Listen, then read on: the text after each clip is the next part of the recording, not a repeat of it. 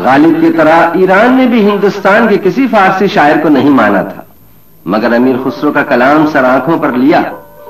ईरानी बाकमाल खातून हुमा परतवी ने खुसरो की गजलें संतूर के साथ इस दर्द भरी आवाज में सुनाई है कि साज संगीत उस पर निसार। दिलम दर आशिकी आवारे शुद, दिलम दर आशिकी आवारे शुद, आवारे तर बादा। तनम از بیدلی بیچاره شد، بیچاره تر بادا।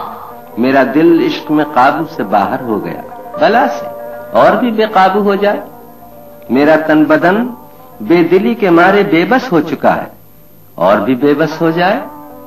गम ने दिल के टुकड़े कर दिए हैं, ऐसे किए हैं कि अब उनका इलाज मुमकिन नहीं। अच्छा, अगर जाना की खुशी इसी में है तो और भी टुकड़े उड़ जाए।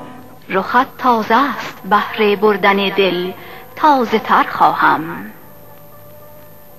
دلت خار است بهر کشتن من، خار تر بادا.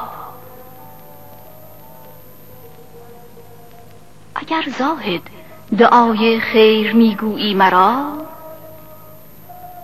اگر زاهد دعای خیر میگویی مرا، این گو که آن آواره کوی بتان آواره تر بادا.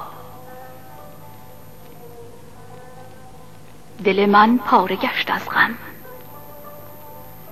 دل من پاره گشت از غم، نزان گونه که به گردد. اگر جانان بدین شاد است، یا رب پاره تر بادا.